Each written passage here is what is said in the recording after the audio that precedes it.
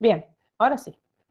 Bueno, como habían visto recién, decía que íbamos a hablar de genética, pero para hablar de genética tenemos que hablar un poco de quién fue Mendel, ¿sí? Primero que nada, ustedes tienen esta especie de glosario.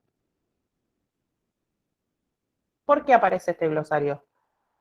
Porque estas son todas las denominaciones, todos los nombres que vamos a utilizar, ¿bien? En esta unidad. A veces se les confunden, son todas palabras nuevas, las van a encontrar en los problemas, cuando hagamos problemas de genética y toda esa cuestión, las van a encontrar, entonces está bueno que tengan presente esto. Bien, ¿qué es un gen? ¿Qué es un locus? ¿Y qué es un alelo? ¿Por qué es dominante y por qué es recesivo? ¿Sí? Un gen, nosotros vamos a decir que es la secuencia de nucleótidos de ADN, es decir, la unidad básica donde está escrito esa nuestra herencia, por así decirlo. Bien, es decir, una secuencia básica de nucleótidos que codifica información. Eso vamos a decir que es un gen. Bien. Ahora, ¿qué es un locus? Esto ya lo vamos a analizar con un poquito más de profundidad a medida que vayamos avanzando. En el gen, ¿sí? En ese gen, es decir, en esa secuencia de nucleótidos, vamos a decir que el locus va a ser la ubicación específica de un cromosoma. ¿Bien?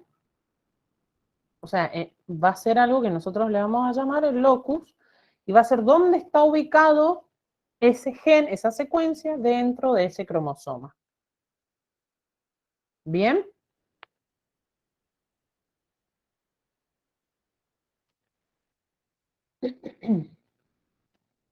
Ahora, ¿qué es un alelo? Bien, ya lo vamos a estudiar porque esto se hace mención desde el comienzo, ¿sí? Son las diferentes formas o las diferentes variantes que tiene un gen. Bien, es decir, pelo lacio, pelo ondulado. Le vamos a poner una característica grosera para que ustedes lo puedan diferenciar, ¿sí? Pelo lacio, pelo ondulado, ¿sí? Pelo negro, pelo castaño, pelo rubio, ¿sí? Ojos marrones, ojos celestes, ojos verdes, ¿bien? A eso nosotros le vamos a llamar alelo. Son las alternativas que tiene un gen. Es decir, cómo se va, qué se expresa de esa secuencia. ¿Sí? Esos alelos pueden ser dominantes o pueden ser recesivos. Es decir, dominante va a ser aquel alelo que únicamente tiene o necesita una copia para expresarse. Es decir, que con que haya un único alelo de esta característica, si es dominante, se va a expresar.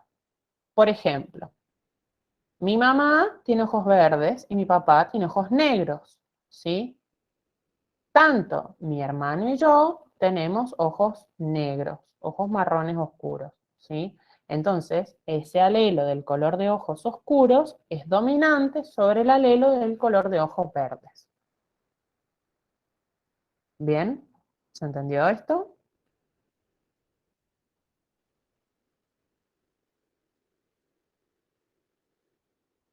¿Sí? Ustedes vayan pensando en ejemplos propios.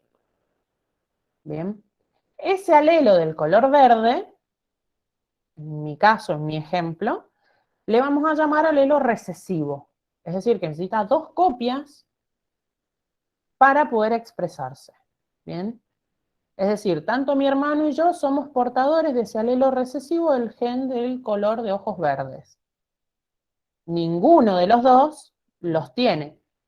Entonces ese alelo es recesivo. Si nosotros formamos pareja con una persona con ojos verdes y tenemos un hijo, ¿sí? Ese hijo tiene posibilidades de tener ojos verdes, ¿ok? Porque va a tener el alelo recesivo. ¿Sí? ¿Se entendió esto? Sí, profe. Bien. Ahora, fíjense acá que tenemos otros nombres, algunas cositas más que tenemos que tener en cuenta para esta unidad. Bien. Nosotros vamos a decir, con respecto, veníamos hablando de los alelos, ¿sí? Homocigota, ¿sí? Le vamos a llamar a un individuo cuando tiene ambos alelos idénticos. Bien, ambos alelos son idénticos, ese organismo, y nosotros le vamos a denominar que es homocigota, ¿sí? Heterocigota va a ser ambos alelos de ese par diferentes. Bien, ahora, eso determina una condición. ¿Qué condición va a determinar? Si es homocigota dominante, si es homocigota recesivo o si es heterocigota. Es decir, homocigota dominante va a ser ambos alelos iguales y dominantes. Si es homocigota recesivo va a ser ambos alelos recesivos. Bien, ambos alelos iguales, recesivos. Y si es heterocigota, ambos alelos son diferentes, es decir, un alelo del otro son diferentes. ¿Sí? Esto es importante, estas denominaciones, tenerlas en cuenta para todo lo que va a venir, que vamos a estudiar a continuación. Bien, ahora, dos cosas muy importantes que tenemos que tener en cuenta.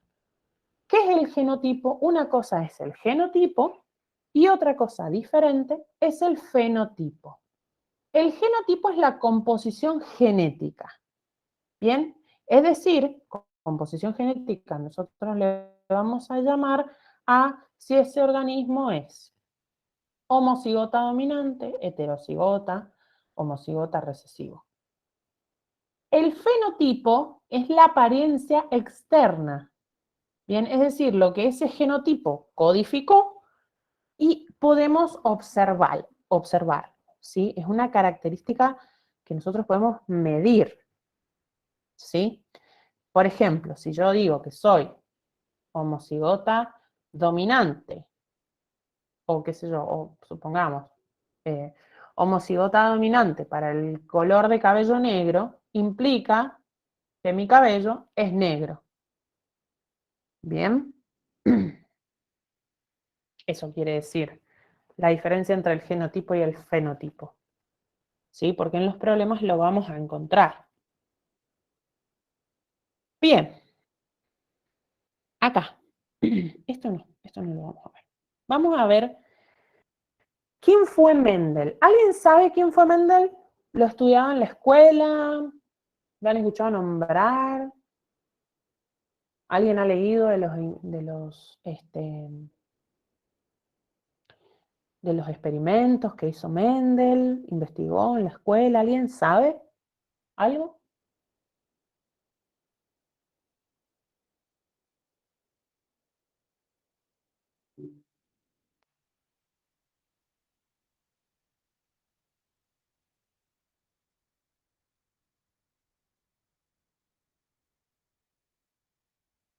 ¿No? Bueno. Bien. Una referencia histórica de quién era Mendel, porque es importante, ¿sí? Mendel, él nació en una familia campesina, ¿sí? Pero fue un monje, ¿sí? Su origen es austríaco, ¿bien? Él estudió matemática, estudió algunas otras ciencias, pero no llegó a ser docente, entonces se fue al monasterio, ¿bien? En el monasterio, él investigó, trabajó, y contribuyó a explicar los caracteres heredados. ¿Bien? Eso fue, digamos, sí, básicamente a grandes rasgos.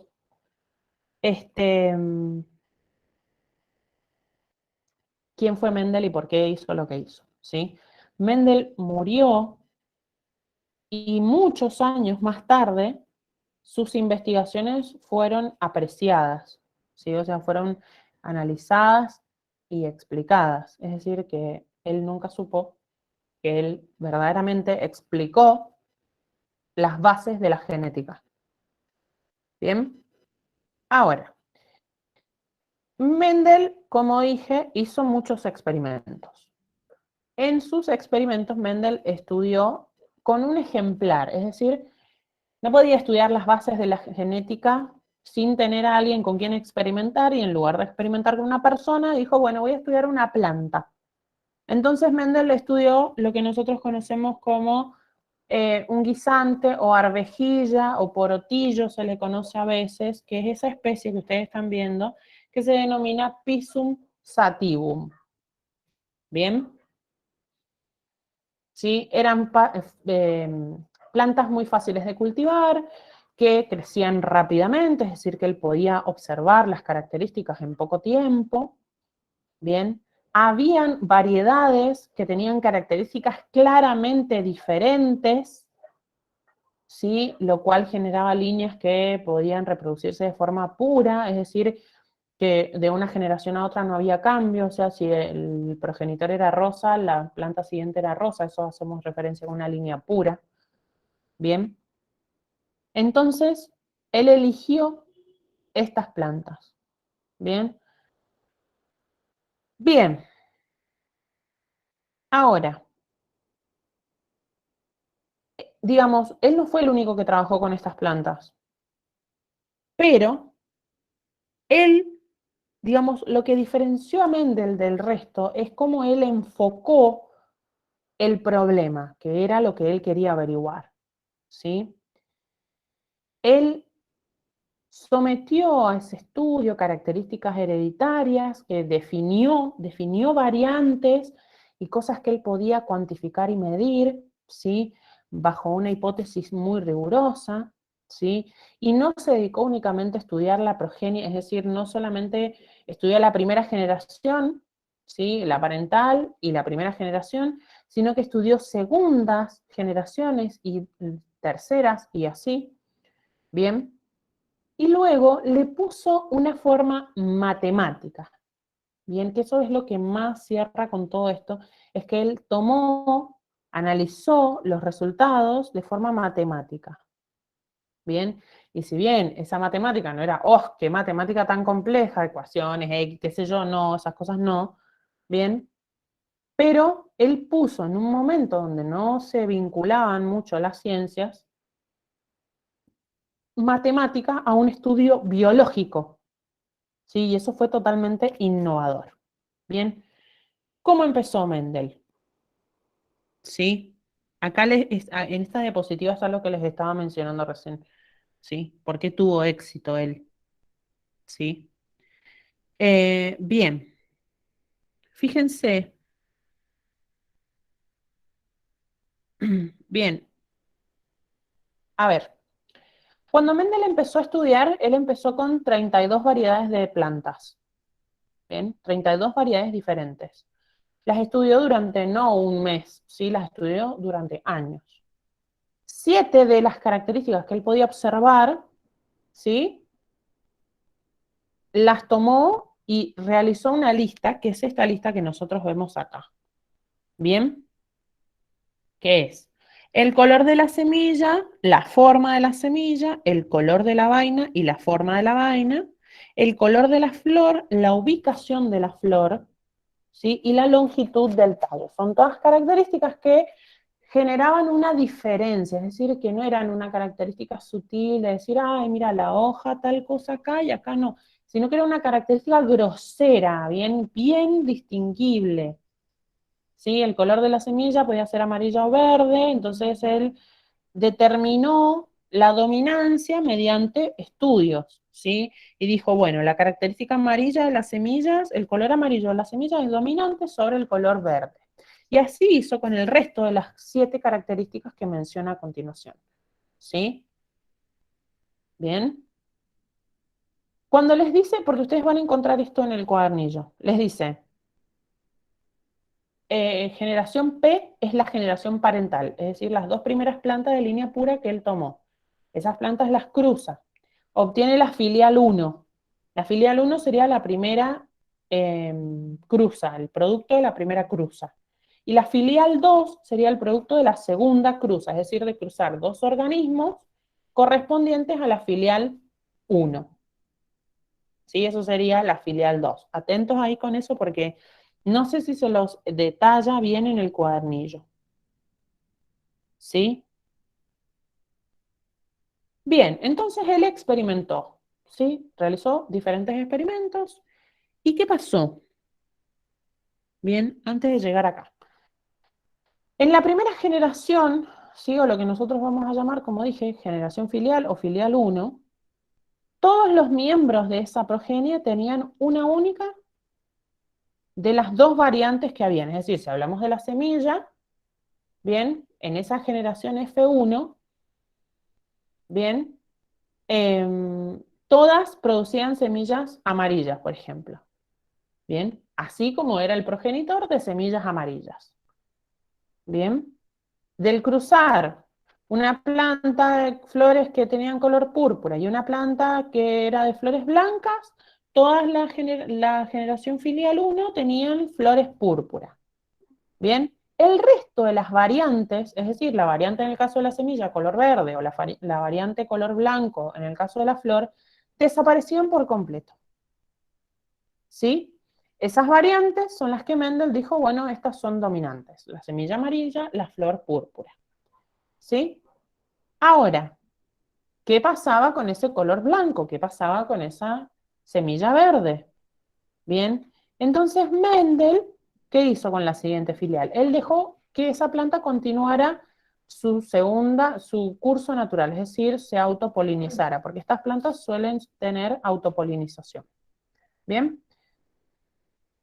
en este caso, en la filial 2 o segunda generación filial, bien,